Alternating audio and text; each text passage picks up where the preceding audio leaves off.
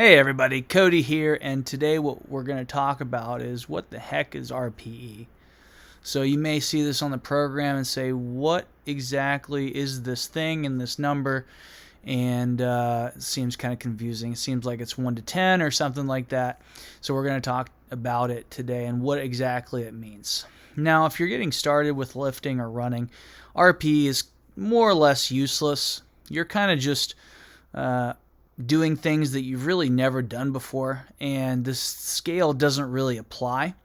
But if you're getting a little more experience running and lifting, this is a way to gauge how hard you're working, how much effort you're giving. And so we've applied this RPE system to both the lifting and the running, so you kind of know how hard we want you to go on any given day. And so RPE, as you see here, it stands for rate of perceived exertion, or rating of perceived exertion. Somebody gives a rating of how hard they're working. And this is true for both running and lifting. So the scale that we give is really a 1 to 10 scale, although 1 and 2 don't really mean much to us in terms of exercise. You know, it's kind of like you're doing nothing, really, or something that's, walking or basically slightly above standing still. So we generally start a scale at 4 or 5 and go up to 10. Now, the first thing we'll go over is kind of qualitative, or kind of in layman's terms, what do these things mean? So if I'm asking you to run, I'm asking you to run at a 4 or 5. Okay, what this means from this column, you see this talk test. If I say run at a 4 or 5, this means that it's such an easy pace that you can really just have a lively conversation and tell an entire story without really skipping much of a beat. Okay, and like I said, if you don't have a ton of experience with this, running-wise, you don't have to use the talk test. It's very likely that when you run, it's just hard. Okay, and that's okay. You're probably one of the earlier programs, the Couch to 5K program or the 10K program. But once you get into the half marathon or marathon programs, generally you're able to kind of differentiate these efforts. And, I know what a hard effort looks like, and I know what an easy effort looks like. And so this scale is going to apply to those people more so than those who are just going out and running. And there's not a whole lot of difference between, your faster pace and your slower pace. They're kind of just the same pace, and that's okay. So if you look at this and you see as we're going up, okay, you're able to talk less and less. All right, it's all the way from telling a whole story to really you can't even speak. So some of you may have experienced this, and that as you run faster, you can't say as much. Okay, it's pretty common sense. And over here, kind of coupled with the talk test, is the breathing. So what does our breathing look like in these different RPEs? There's this rate of perceived exertion. So you can see in the lower RPEs here, you've got mostly nasal inhales and exhales, right? Easy, moderate, deep. So whenever I'm not really breathing all that deep, right, it's going to be an easier, moderate, this 4, 5, or 6. Once it becomes that deep nasal inhale, it's a 7. And then once I start going towards that mouth exhale or mouth breathing, all right, I know I'm at around an 8. And then obviously a 9 and a 10, it's mouth breathing, and then it gets really, really rapid and short and choppy and, through my mouth as I get to a 10. And down here is another scale. If you're kind of a nerd like I am, here is more or less qualities of, we've kind of like drawn some kind of arbitrary lines in the sand and said, this pace is, for this, and this pace is for this, kind of nerd stuff. But if you're interested in that, this is a little scale down here. It shows you how we categorize different efforts and kind of what they're training in terms of qualities of running, or qualities of metabolism, really. Okay, so moving on from running, we'll go over here and look at this RPE and RIR for lifting. Okay, so the RPE for lifting is going to be more or less the same in terms of, 4 is relatively easy, and then you go up to a 10, and a 10 is very hard. Okay, now this is where it might get a little confusing, is RIR is reps in reserve. Okay, so you see up here, the RIR stands for reps in reserve. So what this means is that the RIR and the RPE are basically inverse. So that if it's a 10 RPE, it is a 0 RIR. So I've left 0 reps in reserve. I could do no more reps because it was a 10 RPE. It was max, 10 out of 10, as hard as I can go. If I lifted a weight for 5 times, I could only lift it for 5 times. I could not do 6. Okay. If I'm lifting an RP of 9, it means I could have done 1 more rep. Okay. So if I'm doing that set of 5 again, I could have done 6 reps. Okay. If I go to this RP of 8 and I do that set of 5, I have 2 reps I could have done. So I do a set of 5, it was then an RP of 8. That means I could have done 7. Okay, and I can go down the list here. If I'm doing a set of 5 and RP of 7, it means I could have done 8 reps. If I'm doing RP of 6 with that set of 5, it means I could have done 4 more reps. I could have done 9 reps. If I'm doing a set of 5 and RP of 5, it means I could have done 10 and I did 5. And then 4, 6 plus reps with that weight for that set of 5. Okay, and then kind of like our talk test and our breathing, we've got this kind of qualitative measure of what it should really look like. So this, at a 4, so this is really everything here and under is more or less a warm up. If I'm not 5 reps from failure, if I'm 6 plus reps from failure, there's not a whole lot of use for this type of effort, but it can maintain some strength, but we're not going to use it a whole lot. So it's going to be mostly for just warm-ups. And then once I get to a 5 or 6, it's a heavier weight, but the bar moves well, and it's not really slowing down from my warm-ups all the way to this RP of 5 to 6.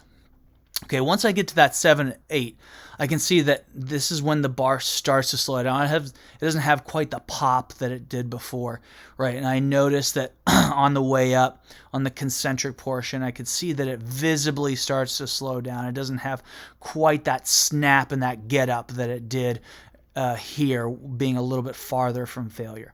And then here, 9 to 10, 1 to 0 reps away, I really start to grind, and that bar will slow to a crawl or in an approach. It almost looks like it's going to stop. And this is when I know I'm really getting close to failure.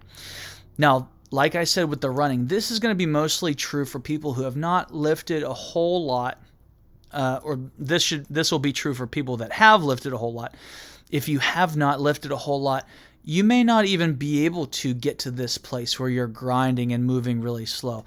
You may still have a good challenge, being here, pretty far from failure, but it's going to be weights that you've never really lifted before. Like I said, that is fine. And I would, if you're one of these people that hasn't had a whole lot of time under the bar, don't worry about this scale at all. Just worry about looking for something maybe you haven't done before, looking for a challenge, and kind of looking for novelty. I've never done 100 pounds before on deadlift. That's awesome. That's what we want. That's that novelty and that new thing. You're including more things into your repertoire, and that's going to be way enough of a stimulus to get you where you want to go. So being here for a while, it's not a bad thing if you haven't had a lot of experience. Keep adding a little bit of weight when you find that it's comfortable to do so. And keep looking for an appropriate challenge. And after a while, you'll be able to get to a place where you're more comfortable and that bar will start to slow down. You'll get, closer to failure. And, this may take months or even years to do, but this is the way that you get strong, is you just look for little challenges over and over and over forever, really. So if you're not super well-versed or experienced with lifting, I wouldn't even worry about the scale too much, right? I would just look for challenges and keep everything kind of sub-max, add a little bit of weight to the bar when you can. And if you're really confused as to what to do, reach out to Kate and I, DM us, and we'll help you out. We'll get you navigating this as best we can. So one more thing I wanted to look over is that we have this RPE scale here for both the running and the lifting, but something else we have too is we have a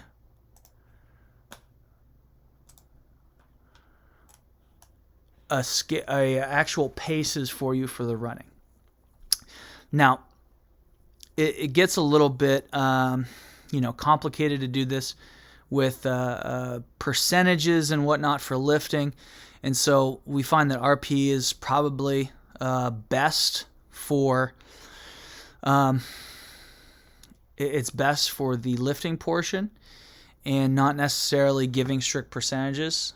But for the running, it's straightforward enough and easy enough to create a big table that kind of covers everything we're going to go over in the program. So if you see here is our max mile time, and this is why we kind of do that max mile every so often, is to kind of reassess where we're at and to adjust our paces. So if you have a Garmin or a Polar or Coros or any other sort of pacing, any other smartwatch that can pace for you and give you accurate paces, even your phone and certain apps can do that for you too.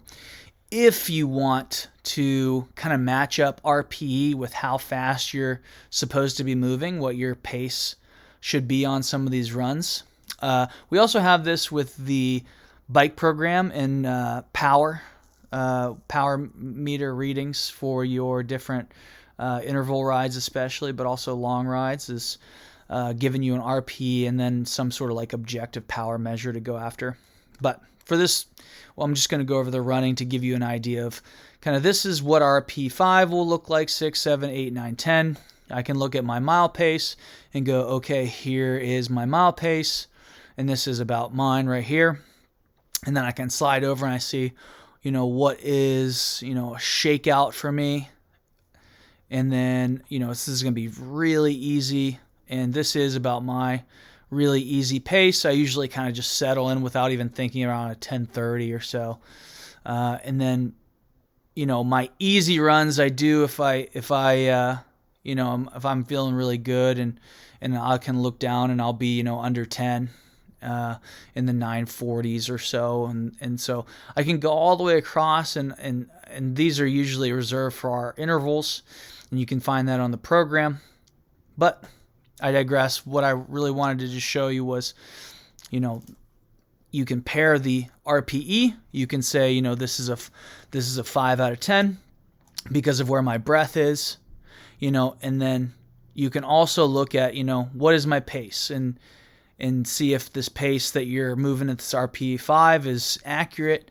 And this can provide some insight into, I'm not feeling all that great and my pace is a little bit slower, but that's okay. I'm staying at RPE 5. Or some people may have, they may feel that it's something is very easy, but they're actually moving around here. But, they end up bonking and hitting the wall really early and they can't figure out why. And it's actually because they should be over here somewhere instead of all the way over here. So feelings can be deceptive sometimes. Other times they can actually be a lot better than, these objective measures of pace. And so I think using both is a good system.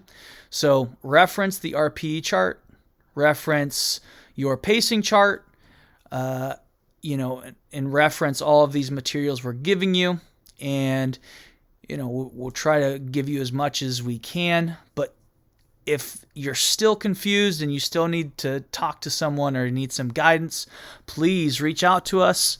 We're more than happy to help you navigate this. We want you to have success. We want to enrich your lives. We want to add value to your lives. And we want this to be a good program for you. We don't like doing stuff that ain't good. So if there's any way we can help you make it better, please reach out to us and let us know.